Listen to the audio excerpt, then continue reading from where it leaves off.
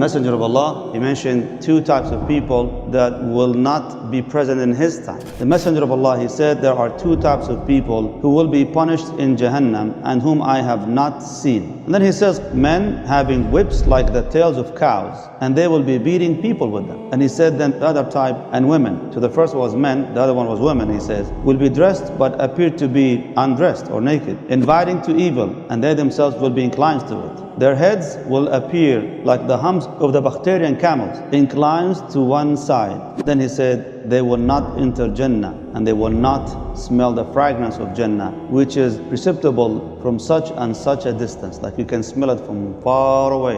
Rasulullah ﷺ has given us one of those prophecies about the future. He is warning us, don't be like these people. Men, they will be holding in their hands whips like the tails of cows.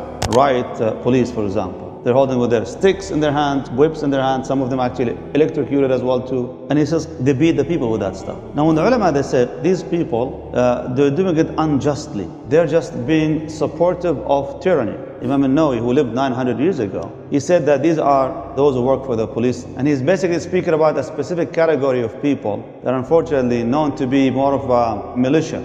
They're not necessarily part of the force itself, but they're always used against the people to instigate. Because these are ruthless people, have no rahmah, no order, no system, just throw them in the streets and do whatever you want to do. In the past few years, we've seen a lot of that stuff in the Muslim world, unfortunately. So the Prophet ﷺ is saying that these are the people are condemned to Jahannam because supportive of tyranny and supportive of injustice. And then he says, and women, they're dressed, but they don't appear to be well dressed. Now, I don't know what time in the history of mankind that this particular description can be so evident than our time. It's across the globe at almost every level, amplified by the use of social media, obviously. People copy each other. They call them trends these days. And unfortunately, because now there's a hot competition that involves even money and popularity and fame and name and so on, everybody's willing to put anything in order for them to get that money and that attention. So therefore, they know that sex sells. And unfortunately, they're using that kind of style just to put it online. And nowadays, you could read even on some people's profiles, they put themselves as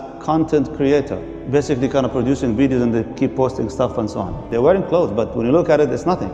Some it's because it's very transparent, and some because it's not really much that covers the body, unfortunately. They themselves inclined to these kind of shahawat, desires and lust and so on, causing others also, of course, to be inspired, or at least they incite others to do so, which what we call today again trend. A lot of now our young girls, they see these things and they follow these examples. Even to the extent these days when you go to the kids section sometimes, it's horrible. The kind of clothes that be produced for these children, the kind of toys and dolls that are produced for these children, everything is just really kind of promoting this kind of culture, this kind of attitude for the younger ones and for the children as well. One particular description about the hairstyles. Maybe it doesn't exist today anymore, but there was a time, I think it was maybe sometime in the 1960s or probably even 70s, when the hairstyle was that women put their hair all the way up and it becomes a competition who has it actually even higher. And that's what the Prophet was describing in this hadith. He says, they just appear like the humps of the Bactrian camels. They exist in Asia. And those are the camels that actually have two humps usually. And as they move, they're gonna sway right and left. That's the description that the Prophet ﷺ gave to their hairs and their heads. Even the hijab these days, unfortunately, I've seen something where the ladies, they put their hair up and they put some sort of like a plastic cup or whatever that is to even push the hijab higher over their heads. That falls in the same category. They are not gonna be able to enter Jannah. Like deliberately doing that to cause this fitna for themselves and other people, they will not enter Jannah. Another hadith, the Prophet ﷺ says, you can smell Jannah from the distance of 500 years. But these people, unfortunately, they will not be able to have that pleasure of having the scent of Jannah.